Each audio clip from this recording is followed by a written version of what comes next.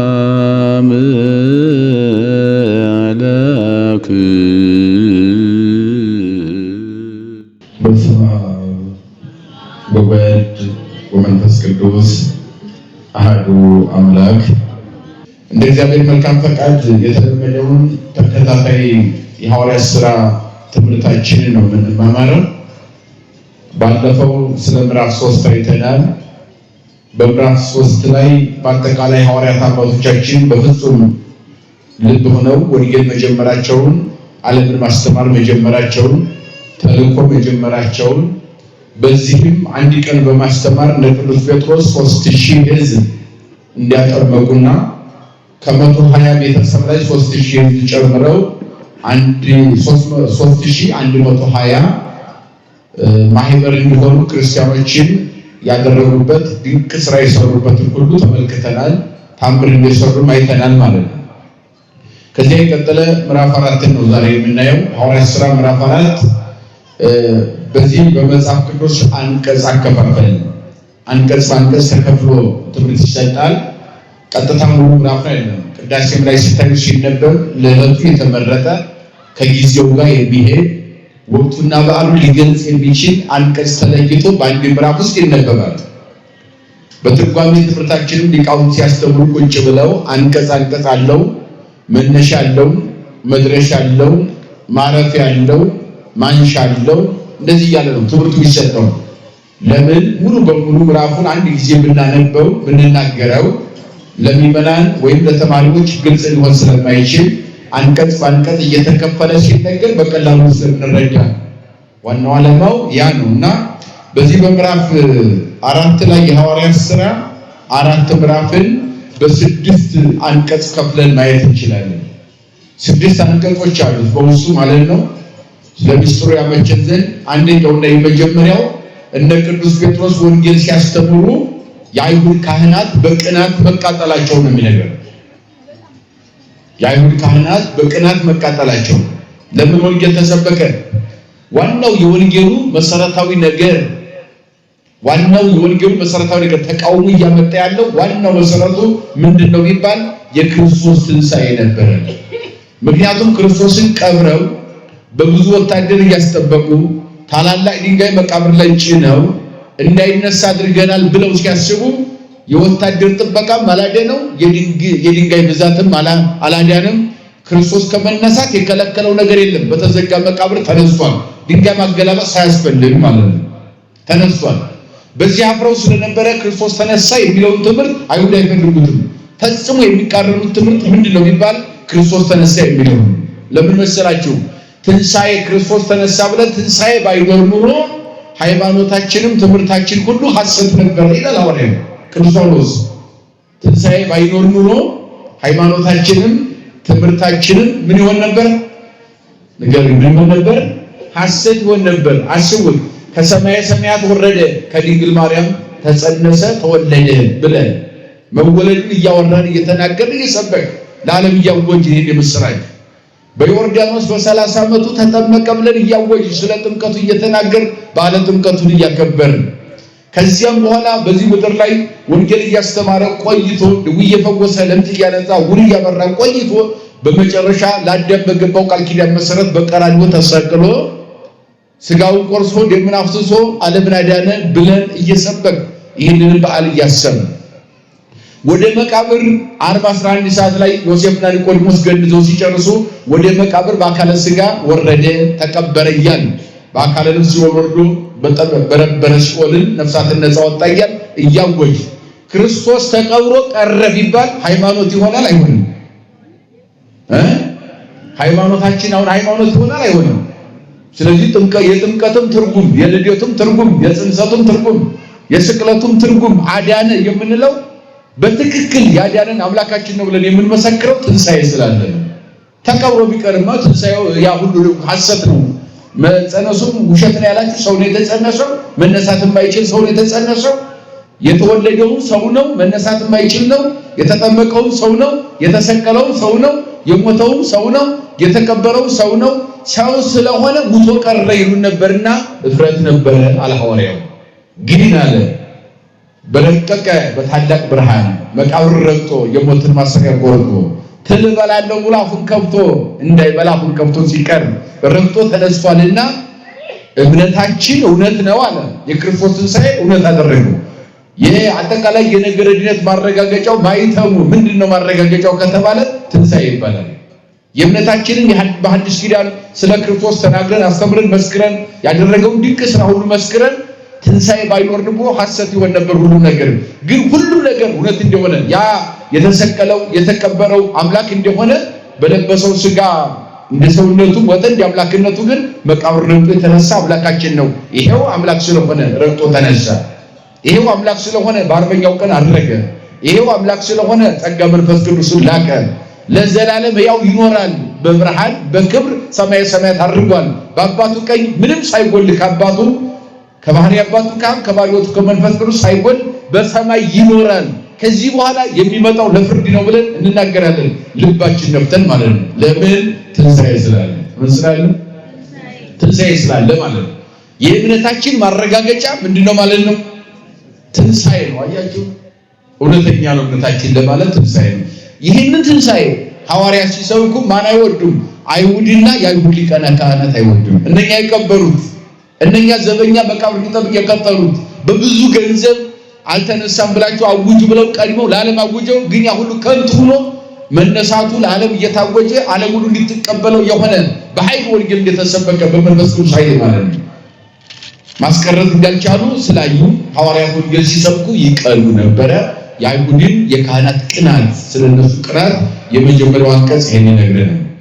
ሁለተኛው አንቀጽ ስለምን ይናገራል መሰላችሁ ስለነኚህ ቀናተኛ የአይሁድ ካህናት ጴጥሮስ የሰጠውን መልስ ነው እነሱ ቀንተው ትምህርታቸውን ሲያስተሐቅሩ አፍ የሚያዘጋ መልስ እነ ጴጥሮስ ሰጡ ይላል ሰጧቸው መልስ አልተነሳም እንዳትሉ ተነስባችኋል ለዚህም መላእክትም የሰው ልጆችም ምስክር ናቸው የእናንተ ጥበቃዎችም በገንዘብ ተገዝተው እንጂ እውነታውን ያውቁታል በመንፈቀ ሌሊት 10 ሰዓት ተነስቷል ጌታችን ጧት መልአክ መቃብር ያለውን ድንጋይ አገላብጦ በመቃብር ውስጥ የለም እነሳለሁ እንዳለ ተነስቷል ብሎ አውጇል ይህንን ኃይል ትክዱ አይገባችሁም አትችሉም ብሎ ጴጥሮስ የሰጠውን መልስ የጴጥሮስን መልስ ይነገራል ሁለተኛው አንቀጽ ማለት ነው ሶስተኛው አንቀጽ ደግሞ እነ ቅዱስ ጴጥሮስ ወንጌል ሲያስተምሩ ልታስተምሩ አይገባም ብለው እነሱ መከልከላቸውና እስር ቤት እንዲወርዱ የአይሁድና የአይሁድ ሊቃነ ካህናት ማድረጋቸው ትምህርት መከልከላቸው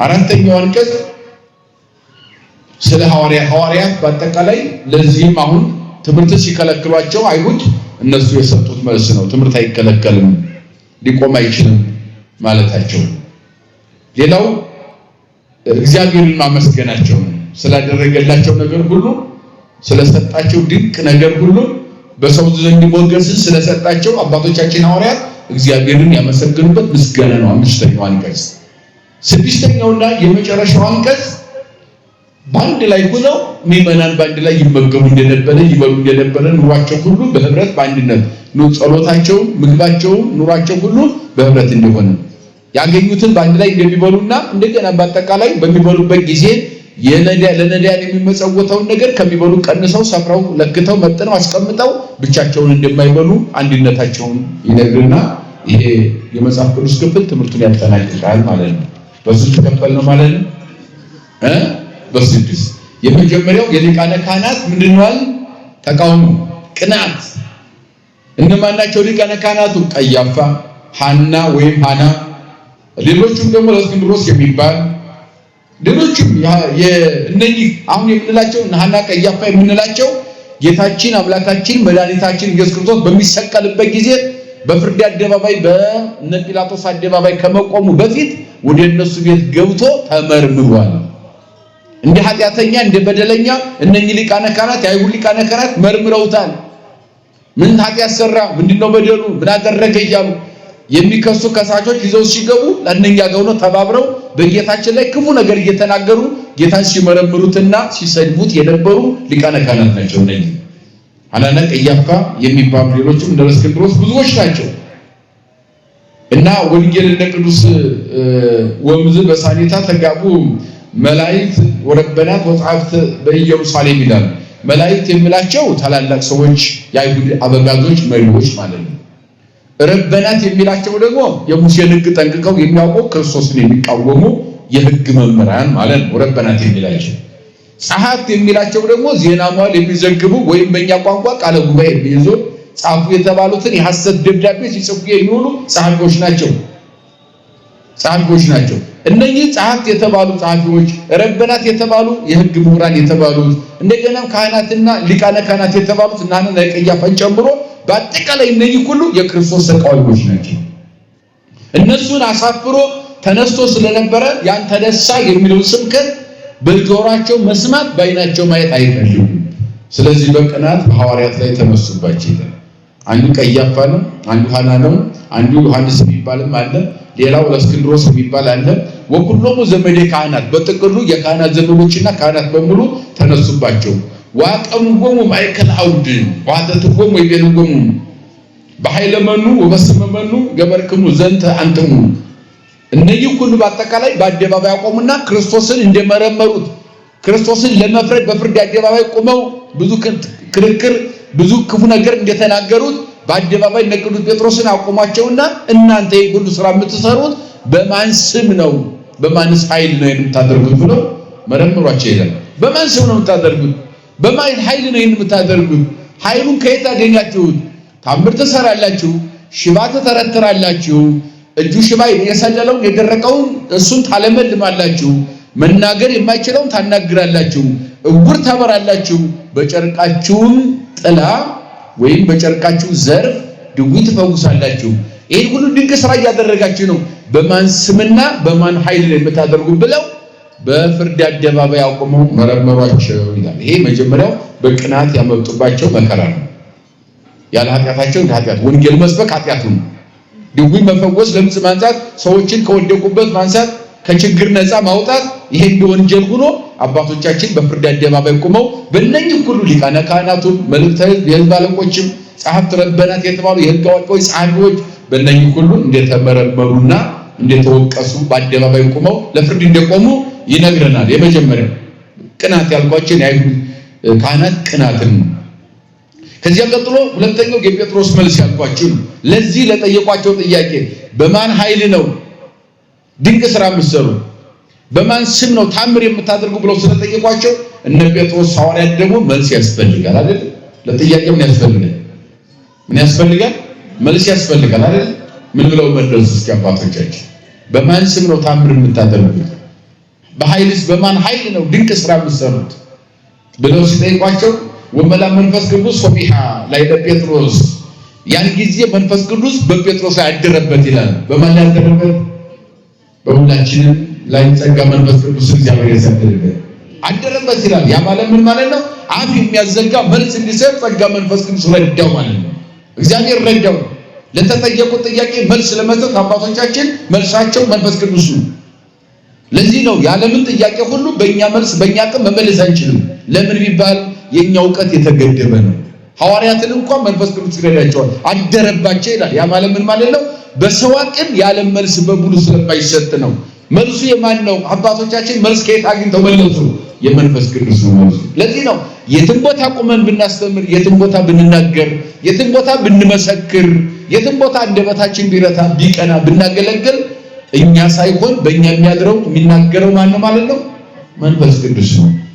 የሚገርማችሁ ርዕስን መርጥና ተዘጋጅተን የአጀንዳ አይነት ደርድረን አውደ ምሕረት ላይ ስንወጣ ርዕሱን ብቻ እንናገረውና ያ ሁሉ ጠፍቶ ሌላ ነው የምናወራው። ስንወጣ የሚገርማችሁ እኛ የተዘጋጀነው ዝግጅት አይደለም እዚህ የሚሰበከው። ማን ያሰበው ነው? የማን ያሰበው ነው? ይገርመኛል። እንደዚያ ነው ሁሉም መምህር ያሰበው ነው እኮ ያስተምር። የሚገርማችሁ አጀንዳን ይዛለን፣ እንጽፋለን፣ ርዕስ እናወጣለን፣ አንቀጽ እናወጣለን፣ ትንታኔ ትርጓሜ አውጥተን እናዘጋጃለን። ዛሬ ይህንን አስተምራለሁ ብሎ በጣም ሰው ይዘጋጃል፣ ያነባል። ማንበብ ብቻ አይደለም፣ አንቀጽ በአንቀጽ ራሱ ደረጃ በደረጃ የሚያስተምረው ይዘጋጃል። ዝም ብሎ አይወጣም። ግን እዚያ ከወጣችሁ በኋላ እኛ ብዙ አሰብን ስንል ከዚያ የተሻለ ነገር ከአንደበታችን ይወጣል። የሚናገረው እኛ ሳይሆን ማን ስለሆነ ነው? መንፈስ ቅዱስ ነው የሚያስተምረው ማለት ነው። ቤተክርስቲያን ላይ እንደዚያ ነው የምናምነው፣ እንደዚያ ነው እንጂ በሰው የሚሰጥ ነው። ሰው ምክንያት ምንድነው? ሰባኪው፣ መምህሩ፣ ቀዳሹ ሁሉ ምንድነው? ምክንያት ነው። ቅዳሴው የማን ነው? የራሱ የመንፈስ ቅዱስ ነው። የሚያከናውነው መንፈስ ቅዱስ ነው። ስብከቱን የሚያከናውነው መንፈስ ቅዱስ ነው። ዝማሪያችን የሚያከናውነው ማን ነው? መንፈስ ቅዱስ ነው። እኛ ግን በቅንነት ምክንያት ሆኖ መቅረብ ግን ሀያ ይጠበቃል። ሀያ የሚጠበቀው ቅንነት ብቻ ነው። የሚናገረው ግን እግዚአብሔር መንፈስ ቅዱስ ነው። ስለዚህ ጴጥሮስ በአደባባይ አቆመው እነ ጴጥሮስን ሲመረምሯቸው፣ ሲፈትኗቸው፣ መከራ ሲያደርሱባቸው በማን ኃይል ነው ይህን ድንቅ ስራ የምትሰሩት? ይህን ታምር በማን ስም ነው የምታደርጉ? ብለው ሲመረምሯቸው መንፈስ ቅዱስ በጴጥሮስ ላይ ያደረ ይላል። በላ መንፈስ ቅዱስ ላይ ለጴጥሮስ ሐዋርያ በሐዋርያው በጴጥሮስ ላይ ያደረ ወይገሉም እንድማላቸው ስሙ መላእክተ ሕዝብ ወረበና እናንተ ረበናት የሕግ አዋቂዎች ምሁር ነን የምትሉ ኦሪትን ጠንቀቃችሁ ቃል በቃል አረፍተ ነገር አይደለም ቀርቶ 4 ነጥብ 2 ነጥብ 3 ነጥብ 1 ነጥብ ያለው ጠንቅቅ አድርጋችሁ ኦሪት እንደምታውቁ አውቃለሁ ማለት ቅዱስ ጴጥሮስ ረበናት ምሁራን ናቸው አውቃለሁ አለ። እናንተ የሕዝብ አለቆች አለ እንደ ጲላጦስ አይነቶች እንደ ሄሮድስ አይነቶች እናንተንም ብዙ ዕውቀት እንዳላችሁ አውቃለሁ። ሕግ የምታውቋላችሁ ጸሐፍትም አላችሁ። እናንተ እንደምታደርጉ የምታውቁ አውቃለሁ። ወለመሁ ነይነ ንፍከነን በሐቤክሙ እኛ በእናንተ ዘንድ ብንመረመር በእንተረደተህም ዘኮነ ይወም በምንትኑ እንከ ኃይወ ዝንቱ የታመመው ሰው በምን እንደሆነ እንዴት እንደሆነ ርዕሱን እነግራችኋለሁ። አይምሩ እንከ ጥዩቀ ኩልክሙ እናንተ በተረዳ እወቁ አለ። ሁላችሁም እናንተ በተረዳ እወቁ። ወኩሉ ቤተ እስራኤል ከመበስሙ ለኢየሱስ ክርስቶስ ናዝራዊ ዛንቱም ቀተልክምዎ ወእግዚአብሔር አንሥኦ ሙታን ወወጡ ኃይወ ዝንቱ ወቆመ ቅድሜክሙ። ይሄንን ሁሉ ድንቅ ስራ የምናደርገው በምንድን ነው ብላችሁ ከጠየቃችሁ እናንተ ጠልታችሁ፣ እናንተ ተመቂታችሁ፣ እናንተ ሰቅላችሁ በገደላችሁት በኢየሱስ ክርስቶስ ስም ነው የምናደርገው። ድንቅ ስራው በማን ስም ነው? ታምር የምናደርገው በማን ስም ነው አለ? በጴጥሮስ ስም አይደለም ማለት በእኔ ስም በኢየሱስ ክርስቶስ ስም ነው። በሌላም ሐዋርያ ስም አይደለም ማለት በነብይ ስምም አይደለም ማለት በማን ስም ነው ካላችሁ እናንተ ሰቅላችሁ ተመቂታችሁ በገደላችሁት በሰቀላችሁት ከሙታን ተለይቶ በተነሳው በኢየሱስ ክርስቶስ ስም ሁሉ እናደርጋለን። ምን እናደርጋለን? ሁሉ እናደርጋለን አለ። ድንቅ ስራ ድንቅ ታምር የሚደረገው ሽባ የሚተረተረው፣ እውር የሚበራው፣ ሙት የሚነሳው፣ ድውይ የሚፈወሰው በኢየሱስ ክርስቶስ ስም ነው። ባለፈው ነበራችሁ አይደለ?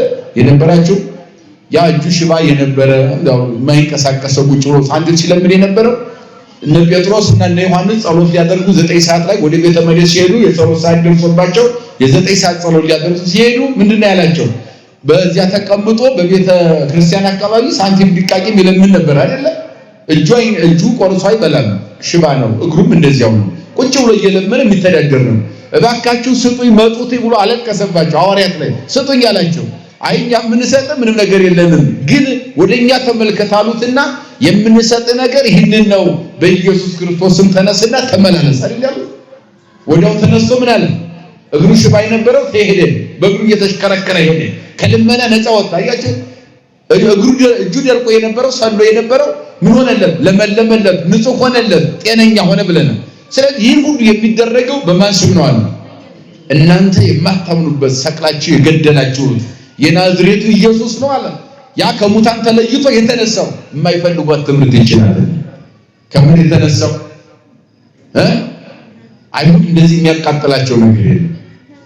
አዎ እነሱን የሚያቃጥላቸው እነ ቀያፋ እነ ሐናን የሚያቃጥላቸው ምን መሰላቸው?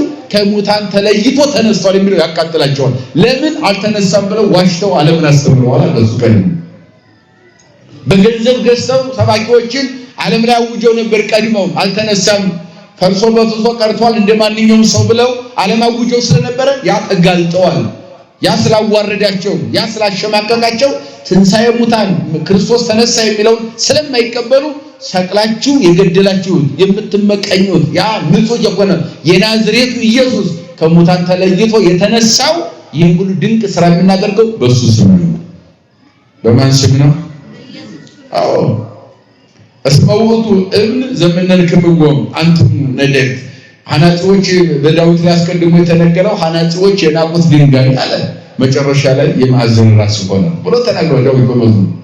በትንቢት 1000 ዘመን ዳዊት ቀድሞ የተናገረው እናንተ የናቃችሁት ያ ድንጋይ የማዕዘን ራስ ሆነ አለ። ክርስቶስ ነው ያ ድንጋይ። አሁን ለምሳሌ ድንጋይ ሰዎች ጥሩ ድንጋይ ብዙ ድንጋይ ካለ እንደው ወልገድ ያለ ድንጋይ ቢኖር ሁሉም ይልቀዋል አይደል?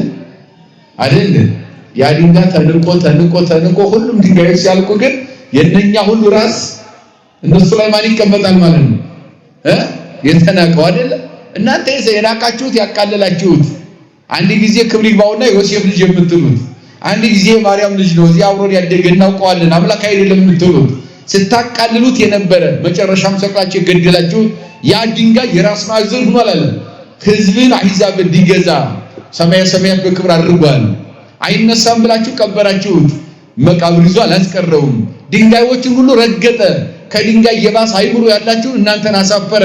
በእናንተም ላይ ሊፈርድ አምላክ ዛሬ በዙፋኑ በልልና ተቀምጧል።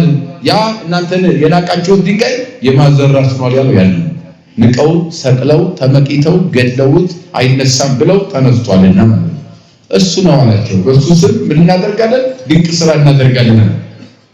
በእንተከሊያ ትምህርት ስለ ትምህርት ደግሞ እንዴት እንደከለከሏቸው እዚያ በኋላ ከለከሏቸው።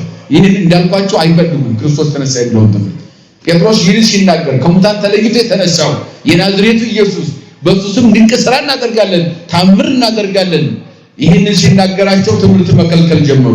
ወሰበሪንጎሙ ለጴጥሮስ ወዮሐንስ ጴጥሮስና ዮሐንስን ባዩአቸው ጊዜ ከመጋሃደ ይነግርንጎሙ አይመልጎሙ ከመሰብ የውሃን ሙንቶ ወያይመሩ መጽሐፈ ከዚያ በኋላ እነሱን እንደየዋሰው መጽሐፍ እንደማያውቁ አዩአቸው ይላል። ዋንከልጎሙ እስመ ያምሩጎሙ አያውቋቸውምና አደነቋቸው። ዘልፈ ከመመስሉ ምስለ ኢየሱስ አለው ዘወትር ግን እነሱ ከኢየሱስ ክርስቶስ ጋር እንደነበሩ አላወቋቸውም ነበርና እንደየዋህ ይቆጥሯቸው ነበር። ከዚያ በኋላ ወይሪ ወለዝኩ በሲ ያን ሰው እንደው ቀለል አድርገው ያዩት ነበር። ማነው እሱ? ኢየሱስ ክርስቶስን ነው እየነገሩ ያለው። ዘሃይው ይቀውም ምስለሁም ወሃጡ ዘይብሉ ወዘይነብሩ ሙታን የለም ብለው አስበው ስለነበረ በኋላ ከሙታን ተለይቶ ሲነሳ ከሐዋርያት ጋር ቆሞ አይተውት አድንቀዋል እንጂ ከዚያ በፊት እነሱ እንደየዋህ ቆጥሯቸው ነበር። ለምን? እሱ ሰቅለው ከገደሉ በኋላ እስከ 3ኛው ቀን ድረስ እነሱ ባለቤት ዘግተው 8 ቀን ሙሉ ሐዋርያት ተቀምጠው ነበር፣ ፈርተው አይሁድን ማለት ነው። ያን ጊዜ እንደዋህነት ይቆጥሯቸው ነበር። ምን እስከሚሆን ድረስ ሰቅለው የገደሉት ያ ሰው ብለው የሚያምኑት ኢየሱስ ክርስቶስ እስከሚነሳ ድረስ እንደዋህን እንዲያላዋቂ እሱንም እንደማያውቁ ምንም እንደማያውቁ እነ ጴጥሮስን ይቆጥሯቸው ነበር። ዳይሙ ከመፈድፋድ ይብዛ በላይ ለህዝብ ንገሥጾሙ ከመ ዳግመ ይርግሙ በስሙ ለኢየሱስ ለሰም ከዚህ በኋላ በኢየሱስ ክርስቶስ ስም ሊያስተምሩ አይገባቸውም ብለን እንከልክላቸው ብለው መከሩ ይላል። ነኝው አይሁድ ረበናት የሕግ አዋቂዎች ጸሐፍት የሚባሉ ጸሐፊዎች ሊቃነ ካህናት የሚባሉ የአይሁድ ካህናት ከዚህ በኋላ እነዚህ ሰዎች በኢየሱስ ክርስቶስ ስም እንዳያስተምሩ እንከልክላቸዋለን። ምን ልበላቸው? እንከልክላቸዋለን። ሊሰብኩ አይገባም፣ ይሄንን ሊናገሩ አይገባም፣ እንከልክላቸው ብለው መማከራቸው ነው። ከዚህ በኋላ ማስተማር የለባቸው፣ እንከልክላቸው። ለምን ይናገራሉ? ወአተትወሙ ሕገ አውድ ወተናገሩ በበይናቲሆሙ አደባባይ አድርገው ሐዋርያትን መረመሯቸው። ለምን ትሰብካላችሁ? በሱ ስም ለምን ታስተምራላችሁ? ተነሳት ብላችሁ ለምን ትሰብካላችሁ ብለው መረመሯቸው በበይናቲሆሙ እርስ በርሳቸው። ወይቤሉ ምንተ ንሬሲሆሙ ምን እናድርጋቸው? እነዚህ ሰዎች ተነሳ እያሉ አሁንም እየሰበኩ ነው። ምንድነው የሚሻለን? ምን እናድርጋቸው ብለው ተነጋገሩ። ናሁ ታውቀ ትምህርቶሙ በሀበ ኩሎሙ ለይነብሩ ኢየሩሳሌም ወገሃደ ኮነ ወይክል ከቢቶቶ ከዚህ በኋላ እነሱ ተነስተው በአደባባይ በኢየሩሳሌም በአይሁድ አደባባይ እየሰበኩ ነው። 12 ነበሩ፣ 72 ጨመሩ፣ 36 ሴቶች ጨመሩ። ከዚያ 3000 ጨምረው ስንት ሆነዋል? 3120 ሆነዋል። ይህንን ያክል በስተዋል፣ እየበዙ ነው። ከዚያም አልፎ ተደብቀው ይሰብኩት የነበረው በየአዳራሹ በገሃድ ወጥተው በኢየሩሳሌም በጋድ እየሰበኩ ነው።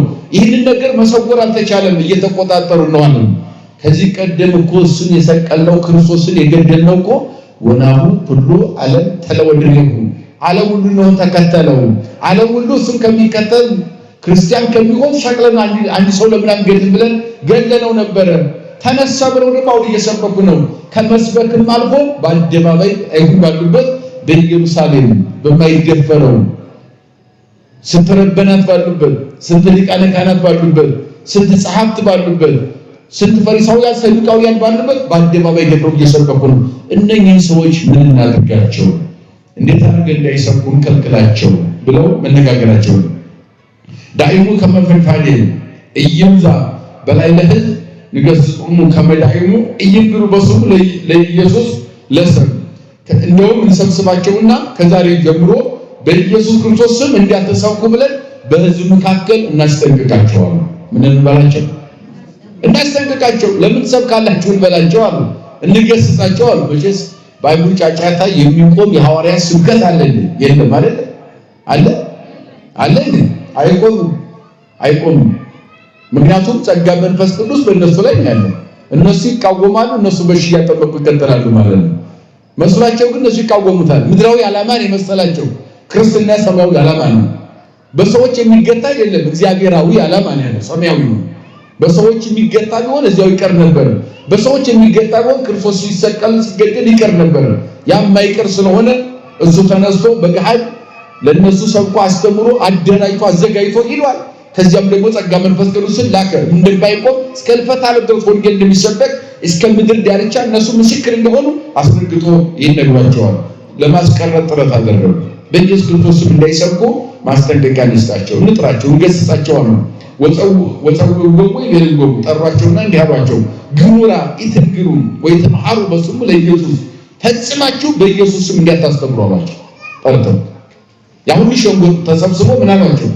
ፈጽሞ በኢየሱስ ስም እንዲያትሰብኩ እንዲያታስተምሩ ስሙ እንዲያትጠሩ አሏቸው። ከዚህ በኋላ ደግሞ የነሱ ሐዋርያት መልስ እንመለከት። ወተሰጠውም ጴጥሮስ ዮሐንስ አብረው የነበሩት ሁለት ሐዋርያት ናቸው። ማንና ማን? ጴጥሮስና ማን? ዮሐንስ። ጴጥሮስ ሊቀ ሐዋርያት ነው፣ የሐዋርያት አለቃ ነው። የመጀመሪያው የምድሪቱ ፓትርያርክ ነው።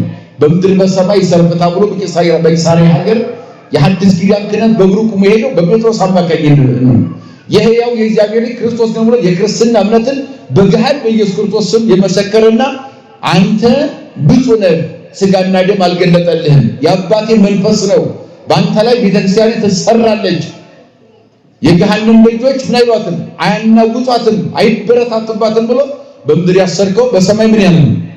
በምድር የፈታው በሰማይ ምን ያለ ነው? የመንግስተ ሰማያትን መግቢያ ቁልፍ የበሩ መክፈቻ በእጅህ ምን ይልሃል ነው ሰጣል የተባለው ጴጥሮስ ነው። ይሄ ጴጥሮስ ነው ሐዋርያው። ሁለተኛው ዮሐንስ ነው። ዮሐንስ ያ ከሊቶስትራ እስከ ቀራንዮ ድረስ ሰማይና ምድር ቀውጢ ሲሆን ሲጨነቅ ክርስቶስ በተሰቀለ ጊዜ ማንንም ሳይፈራ ፊት ለፊት ቆሞ በመስቀል ፊት ለፊት እያለቀሰ ድንግል ማርያምን አቅፎ ስትወድቅ እያነሳ እንባ ስታለቅስ እየጠረገ አቅፏት በመከራዋ ሰዓት የቆመ እነሆ ልጅሽ ብሎ ለድንግል ማርያም የተሰጠ መስቀል ስር የተሰጠው የድንግል ማርያም ልጅ የሁላችን አባት ሁላችን ወክሎ እናቱ ድንግል ማርያም የተቀበለ እነዋት እናቱ ተብሎም ደግሞ እናቱ ድንግል ማርያምን ተቀብሎ እኛን ወክሎ እናታችንን ድንግል ማርያም የተቀበለ ልጅ ሆኖም ደግሞ ለድንግል ማርያም የተሰጠ ቀራንዮ ላይ የተገኘ ማነው? እሱ ዮሐንስ ነው። ብቻውን የተገኘ እስከ መስቀል ድረስ የታመነ ሐዋርያ። እነዚህ ሁለቱ ሐዋርያት ናቸው። አሁን እዚህ ላይ የተከራከሩ እየሰበኩ ያሉ ጴጥሮስና ያዕቆብ መለሱላቸው። ይረትሉ በቅድመ እግዚአብሔር ኪያክሙ ንስማ ዋኮ ለእግዚአብሔር ፍቱ እስኩ ለሊክሙ እናንተን እንስማ ወይስ እግዚአብሔርን? እስኪ ራሳችሁ ፍረዱ አሏቸው። አቃሉ ባለች ምን አሏቸው? የእናንተን ወሬ እንስማ፣ አቁሙ አትስበኩ የሚለውን እንስማ፣ በእኛ ላይ ያደረው ጸጋ መንፈስ ቅዱስን ማንኛውን እንስማ አለ። የእናንተን ወሬ እኛ የምንሰማበት ጊዜ የለንም። የእናንተ ምድራዊ ነው፣ የእናንተ ኃላፊ ነው። ተሰብስባችሁ ስለጨዋችሁ አንፈራም። ስቅላቱንም ሁሉንም ልንቀበል የመጣውን መከራ ልንቀበል ተዘጋጅተናል። ፍርድ አደባባይ ቀርበን መመርመራችን ያስጨንቀንም፣ እስር ቤት መግባታችንም አያስጨንቀንም፣ ጨለማውም ጉድጓዱም ሰይፉም ስለቱም አያስጨንቀንም። እናንተን እንስማ፣ የመንፈስ ቅዱስን ሐሳብ ልናገር። ጠየቋቸው፣ መልስ ሰጧቸው። እነሱ እናንተን ነው የምንሰማው ራሱ ባለቤቱ ወይስ መንፈስ ቅዱስን እንስማ? እስኪ ራሳችሁ ፍረዱ አላቸው። ለነሰኬ ኢነክል ከሚቶቶ ለዝንቱ ነገር ወደዳችሁም ጠላችሁም እኛስ ይህንን እውነታ መደበቅ አንችልም አሏቸው። መልሳቸው ያወራል። እስኪ በሉ እኛስ በሉ ይህንን እውነታ መደበቅ አንችልም። ያውነታ ማን ነው? ከሙታን ተለይቶ የተነሳው ኢየሱስ ክርስቶስን ለዓለም እንሰብካለን። እምነታችን ይሄ ነው። ስለ እምነታችን እንሰብካለን፣ እንመሰክራለን። ይህንን ጉዳይ መደበቅ አንችልም፣ እንናገራለን። አባችሁ አንደብቅም፣ ልንደብቀው አንችልም። ወምዝ ገሰጽዎሙ ሀደግዎሙ ወሰብሐቱ በዘይፈርድዎሙ ያን ጊዜ ገሰጧቸውና ተናደው የሚፈርዱበት ፍርድ የሚሰጡበት እነሱን የሚኮንኑበት ምክንያት አጡ። እስመ ኩሉ ሕዝብ ያኩቱ እግዚአብሔር በእንተ ሞቱ ተአምር ዘኮነ ሕዝቡ ግን አለ በእነሱ ላይ አድሮ የሚያደርገውን ድንቅ ስራ እግዚአብሔርን ያደንቁና ያመሰግኑ ነበር። ማንን ያመሰግኑ ነበር?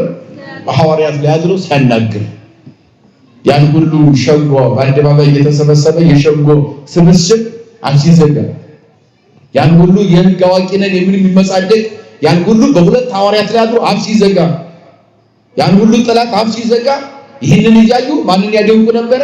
እግዚአብሔርን እያደነቁ ዘወትር ያመሰግኑ ነበር። እግዚአብሔር እስመ ፈርፋደ ማርባ ዓመት ለውቱ በሲብ ዘምላይ ለሁ ኮነ ዝተአምረ ሕይወት 40 ዓመት ባልበለጠ በኢየሱስ ክርስቶስ በሱ ላይ የተደረገው ድንቅ ስራ በዚህ ምድር ላይ መኖሩ ያልመግለጽ ነው።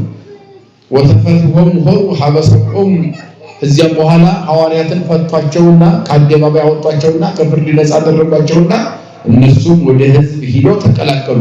ወነገርዎሙ ኩሎ ዘይቤልዎሙ ሊቃነ ካህናት ወረበናት መምህራን የሕግ ምሁራን ካህናቱ ያሏቸውን ሁሉ ለሕዝባቸው ሄደው ነገሩ። ምክንያቱም የነሱ ሕዝብ ነበረ። ቅድም እንዳልነው ስንት ሕዝብ አለ? 3120 ሕዝብ አለ የሚያስተምሩት ዘወትር የሚመግቡ ቃል እግዚአብሔር በአንድ ባይድ እየበሉ አብረው ተሰብስበው ያላቸውን ለነዳያን አካፍለው እየመጸወቱ በአንድ ሐሳብ በአንድ ልብ ሆነው ዘወትር እየጸለዩ እግዚአብሔርን እያመሰገኑ በእያንዳንዱ ነገር ሳይለያዩ በህብረት የሚኖርበት የማህበር ኑሮ ስለነበራቸው ሄደው ለሕዝባቸው ነገሩ። በአይሁድ ዘንድ የደረሰባቸውን እንግልት፣ የደረሰባቸውን መከራ፣ ዛቻውን፣ ወንጌል መሰበክ እንደሌለ፣ ክርስትና መሰበክ እንደሌለበት፣ የኢየሱስ ክርስቶስ ስም መጠራት የለበትም ብለው ብዙ እንዳንገላቷቸው ሄደው ለሕዝባቸው ነገሩ፣ አስረዱ። እነሱ ግን ወደ ኋላ አላሉ። ምክንያቱም የመንፈስ ቅዱስ ጸጋ በማን ላይ ነው? በእነሱ ላይ ስለሆነ ነገሩ ለሕዝባቸው ያልነገሩ። ከዚያ እግዚአብሔርን አመሰገኑ። ወሰምዖሙ ዘንተ ይሄንን ሰምተው አንሱ ቃሎሙ ህቡረ ሀበ እግዚአብሔር በአንድ ድምፅ ነው ከፍ አድርገው ድምፃቸውን ወደ እግዚአብሔር ወይቤሉ አንተ እግዚአብሔር አምላክ ዘገበርከ ሰማይ ወምድረ ወባሕረ ወኩሎ ዘውስቴታ ዘውስቴቶሙ ዘውስቴታ በባህር ውስጥ ያለውን በውቅያኖስ ያለውን በላይ በልልና በሰማይ ያለውን ምድርንም ገዘፈ ምድር በሰማይ ይህንን ሁሉ የፈጠርክ እግዚአብሔር ከኛ ከልጆች ስላልተለየ እናመሰግንሃለን ብለው ማንና መሰግኑ እግዚአብሔር እናመሰግኑ። ከኛ ያልተለየ ሰማይና ምድርን በውስጡ ያለው ሁሉ በባህር ውቅያኖስ ጥልቅ ሁሉ ያለውን ሁሉ የፈጠርክ ሁሉ ባለቤት ከኛ ጋር ስለሆን ምን እንልሃለን? እናመሰግንሃለን። ጠላቶቻችን አፋቸውን ሲከፍቱ አፍ እንድናዘጋ አንደበት የሆንከን ብዙ ዕውቀት አለን የሚሉ በዘመን ሂደት የሙሴን ኦሪትን ያጠኑ የሕግ ምሁራን መካከል እኛ ገና ባይምሮ ልጆች የሆንኛል ትናንት መርጣህን ዛሬ የነሱን አፍ እንድንዘጋ ስላደረከን ምን ይገባል? ምስጋና ይገባል ነው። እግዚአብሔርን እናመሰግናለን። ዘለሊከ ነበብከ በመንፈስ ቅዱስ በአፈ ዳዊት ገብርከ አቡነ ወትቤ በአባታችን በመንፈስ ቅዱስ ኃይል በአባታችን በዳዊት ላይ አድረህ አንተ እንደተናገር ለምን ታንገለጡ አሕዛብ ወሕዝብኒ ነበቡ ከንቶ አሕዛብ ለምን ተሰበሰቡ ሕዝብስ ለምን ያጉረመርማሉ ብለህ አስቀድመህ በዳዊት እንደተናገር በዚህ በመዝሙረ ዳዊት መዝሙር 2 ላይ እንደው ለምን ታንገለጡ አሕዛብ ለምን ተሰበሰቡ ሕዝቡስ ለምን ያጉረመርሙ ይላል። አሁን ለነኛ አንተቶ አስቀድመህ እንደዚያ እንደተናገርክ አይሁድ አጉረመረሙ፣ ክፉ ነገር ተናገሩ። ነገር ግን የነሱን አፍ እንድንዘጋ አንተ አደረግክ። ስለዚህ አንተ ምን ይገባሃል? ምስጋና ይገባሃል አሉ። ቀጠሉና ወተንሱ ነገሥተ ምድር ወመላእክት ተጋቡ ህቡረ ምስሌሆሙ ላይ ለእግዚአብሔር ወላይ ለመሱ እግዚአብሔር በቀባው እግዚአብሔር በሾመው ማለት በራሳቸው ላይ ነው። ያን እነኚህ የምድር ነገሥታት ለምን ተነሱ? ክፉ ነገር ስለምን አደረጉ? ለምንስ ተቆጡ? ብለው ጥያቄ ያነሳሉ።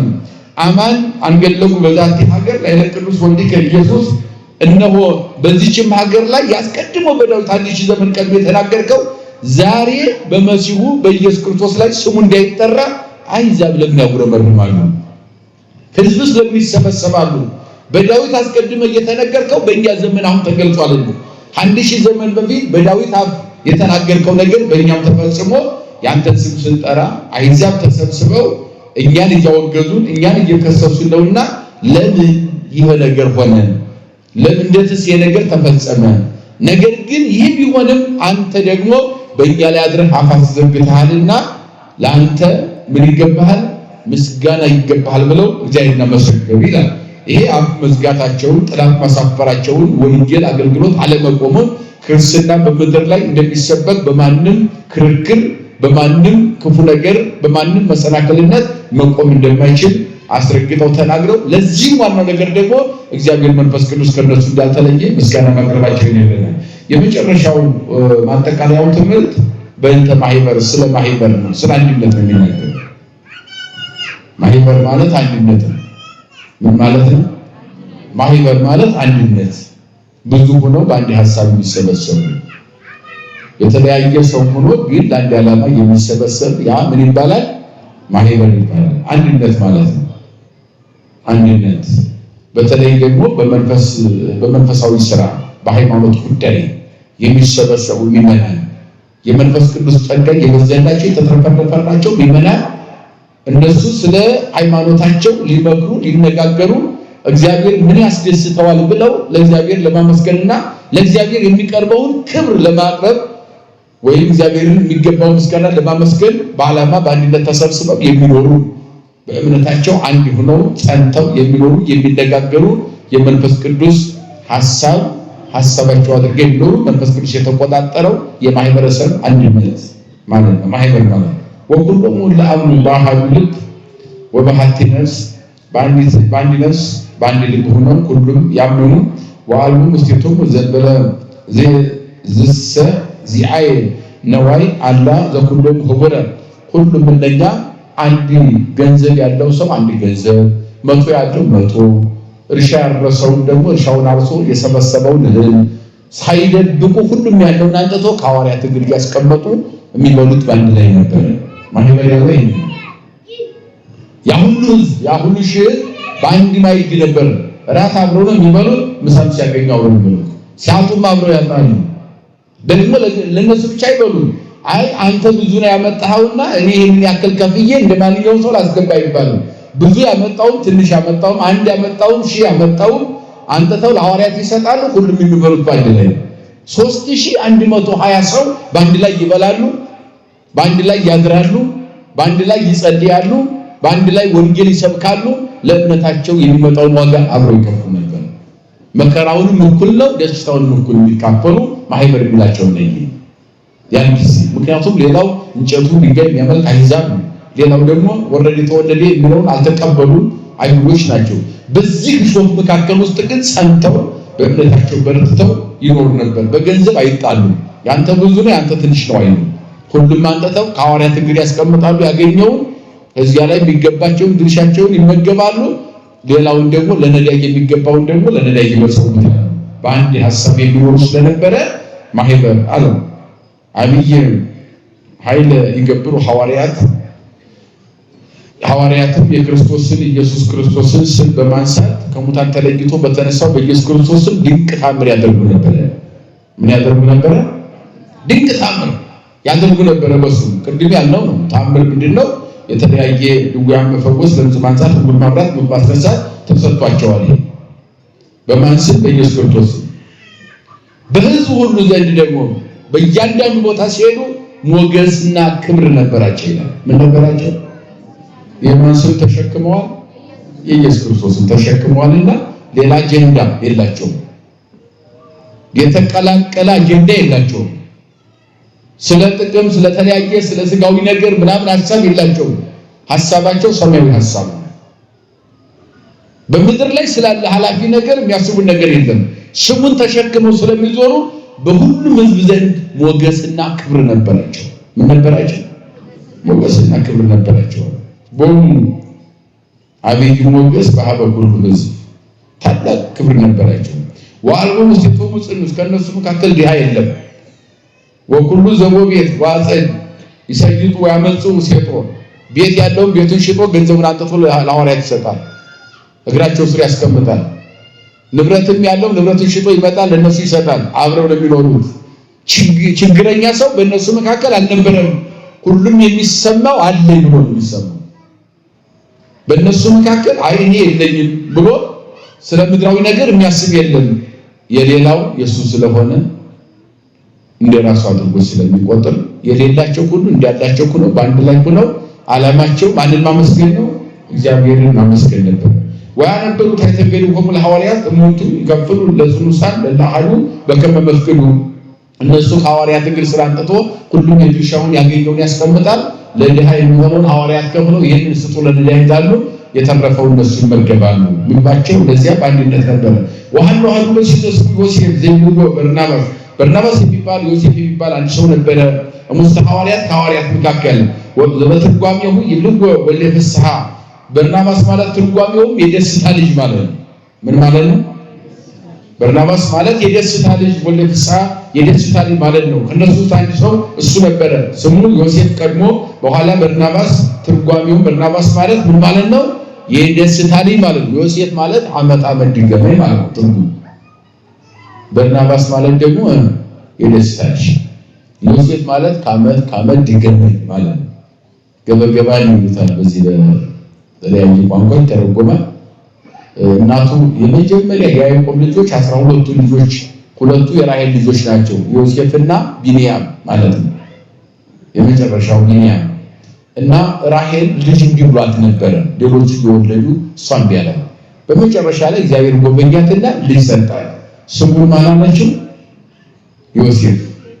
ዮሴፍ ማለት ምን ማለት ነው? አቤቱ በዚህ ብቻ እንዲያታስቀረኝ ደግመህ ስጠኝ ማለት ነው። ቀድሞ እንዲብሏት ስለነበረ ልጅ መውለድ ዮሴፍን ሲሰጣት ስሙን ምን አለች? ዮሴፍ ማለት ምን ማለት ነው? በዚህ በሱ ብቻ እንዲያታስቀረኝ ደግመህ ስጠኝ ማለት ነው። ዮሴፍ ማለት ገበገባኒ ሲተረጎም ደግመህ ስጠኝ ማለት ነው። ዮሴፍ ማለት ሌላም ልጅ ጨምረህ ስጠኝ እንደ ማለት ነው። በርናባስ ይባላል። ያው ግን ምን ማለት ነው? የደስታ ልጅ ማለት ነው ትርጓሜው። ሌዊ ዘምድረ ቆጵሮስ በተባለ ሀገር ያለ ካህን ወቦ ገራይት ወሴት ዋንጹ ሲወጡ አንበረት የተገሪ ሐዋርያት እሱም ደግሞ መሬት ነበረው። ያንን መሬቱን ካለ በኋላ ከሸጠው በኋላ ሙሉ ገንዘቡን አንጥቶ ለሐዋርያት ሰጠ ይላል። ይሄ በርናባስ የተባለው ለሐዋርያት ሰጠ። አጠቃላይ ትምህርቱ ሲዘጋው በማህበር በአንድነት ይኖሩ ነበር። ማንን እያመሰገኑ? እግዚአብሔር። ክርስትና አንድነት ነው። ክርስትና ህብረት ነው። ክርስትና መተሳሰብ ነው። ክርስትና መረዳዳት ነው። ክርስትና አንተ ትብስ መባባል ነው። የሚያስተምረን ይሄ ነው የሐዋርያት ሥራ። ባለፈው ነግራቸዋለሁ። የሐዋርያት ሥራ እንድንማር ዋናው ያሰብንበት ዓላማው ከሌላው የመረጥነው ይሄን ትምህርት ክርስትና መኖር እንዴት ነው የሚኖረው ሲባል የሐዋርያት ሥራ ነው የሚነግረን። በደንብ አድርጎ ክርስትና ህይወት የሚነግረው ነገር ክርስትና ስግብግብነት አይደለም። ክርስትና ብቻን መብላት መደሰት ብቻ አይደለም፣ የጋራ ደስታን መፍጠር ነው። አያችሁ፣ ክርስትና ለሌለው ማካፈል ነው፣ መረዳዳት ነው፣ መተሳሰብ ነው፣ ህብረት ነው፣ ፍቅር ነው። በአንድ ሆኖ ለጸሎት እዚህ መተን ለቅዳሴ በአንድ እንደምንቆም ሰፈርም ስንሄድ እንደዚሁ ተሳስቦ በስጋው ምግብ አብሮ መኖር ማለት ነው። ድንበር የለውም። አንድነት አለው እንዴ? ፍቅር ድንበር አለው እንዴ? የለውም። መረዳዳት ድንበር አለው? የለውም። ከዚህ በቅዳሴው አንድ እንደሆነ፣ ከዚህ በማህሌቱ አንድ እንደሆነ፣ ከዚህ በወንጌሉ አንድ እንደሆነ፣ ከዚህ በዝማሬው አንድ እንደሆነ በእያንዳንዱ ቦታ ስንገናኝ ስንኖርም እንደዚያው አንድነት በአንድ ድምፅ እግዚአብሔር እንደምናመሰግን በአንድ ሐሳብ ደግሞ በዚያ በኖር መረዳዳት ከክፋት ማለት ክርስትና ይሄ ነው። የሐዋርያት ሥራ የሚያስተምረው ይህን ስለሆነ ክርስትና በደንብ እንዲገባል ነው እንጂ ማቴዎስ፣ ማርቆስ፣ ሉቃስ ብታነቁት እንደዚህ ክርስትናን አያስተምርም። እውነታው ይሄ የሐዋርያት ሥራ ህይወት ያለው እዚህ የክርስትና ህይወትን በደንብ የምንረዳው እዚህ ላይ ስንመጣ ነው። አያችሁ፣ ያ ሁሉ ሺህ ህዝብ አይጣላም፣ አይቃረንም። አይኔ ብዙ ገንዘብ አለ ያንዲ ብር ካለው ጋር አብሬ አልበላም አይደለም። አያችሁ፣ ራሳችን በዚህ እስኪ ነው ብዙ ገንዘብ ያለው ሰው ትንሽ ገንዘብ ካለው ጋር ኑር ቢባል እሺ ይላሉ። አያችሁ፣ ራሳችን እስኪ ነው መሬቱን ሽጦ መጣና ምን ሰውዬ መሬቱን ሽጦ መጣና ምን አደረገው? ሙሉ የሸጠውን ገንዘቡን አንጥቶ ለሐዋርያት ይሄው ማለት ሰጠ። ከዚያ ራሱ ነፃ ወጣ። ረሃብም አለ አብሬ እራባለሁ፣ መጠማትም ካለ አብሬ እጠማለሁ፣ ደስታም ካለ አብሬ ደሰታለሁ፣ ወስኛለሁ። ይሄው አለ ክርስትና እንዲህ ነው ብሎ ሰበከ ማለት ነው። ያንዳንዱ ክርስቲያን እዚህ ውስጥ ያለው መጽሐፍ ቅዱስ የሚነግረን እያንዳንዳችን እንዴት መኖር እንዳለብን ደግሞ አንድነት ሲኖር መተባበር ሲኖር እግዚአብሔር አብዝቶ ይሰጣል። አይሰጥም? ይሰጣል። እግዚአብሔር መተሳሰብ ሲኖር መረዳዳት ሲኖር ፍቅር ሲኖር ሁሉም ነገር ይሞላል። እግዚአብሔር የሚያውቅ አንዳንድ ጊዜ እኮ ብዙ ገንዘብ ኖሮም እኮ እጅም ብሎ ግን እረፍት የሌለን የምንራብ ሰዎች አለን አይደል? ኪስ ሞልቶ እኮ እንደው ሰው አብሮ የሚያስደስት ከሌለ ደስ አይልም አይደል? ተሸክመን ነው የምንዞረው። ኪሳችን ሞልቶ ብሩ ደስ ይለናል? ብዙ ብር ይዘን ብቻችን ከምንንከራተት ትንሽ ብር ኖሮን አብረን ሻይ ብንጠጣ ደስ ይላል አይደል? እሱ እኮ ነው። አያችሁ፣ አንዳንድ ሰው ገንዘብ ተሸክሞ ብቸኛ የሆነ ሰው አለ፣ እረፍት የሌለው ምንም ገንዘብ የማያሳርፈው ስልጣን ላይ ተቀምጦ ስልጣኑ ያስደስተው ምንም ደስ የማይለው ነገር ማለት ነው። ግን ምንም ሳይኖር ደግሞ ደስተኛ ሆኖ ሻይ አብረው ጠጥተው ቡና ጠጥተው ኑሯል አይደል? አዎ፣ ይህን ህብረት አንድነት ከአባቶቻችን እንማራለን። ክርስትና እንደዚህ ያለው ያስተምረን። የብቻ መኖርን አይደለም የሚያስተምረን፣ አንድነትን ነው፣ ህብረትን የሚያስተምረን። በማህበር ይኖሩ ነበር አባቶቻችን ያልነው ለዚህ ነው። እንግዲህ ያው ትምህርቱ በአጠቃላይ ይሄንን የሚያስተምረን፣ ቀጣዩ ደግሞ የሚያስተምረን ምዕራፍ በቀጣይ እናየዋለን። የመከረን የገሰጸን ያስተማረን የሰራዊት ጌታ እግዚአብሔር አምላካችን ከፀሐይ መውጫ እስከ ፀሐይ መግቢያ በፍጥረታት ሁሉ አንደበት ስሙ የተመሰገነ ይሁን። የእናታችን አማላጅነት የቅዱሳን ጸሎት አይለየን። ንስሐ እንድንገባ እግዚአብሔር ይፍቀድልን። ይቆየን።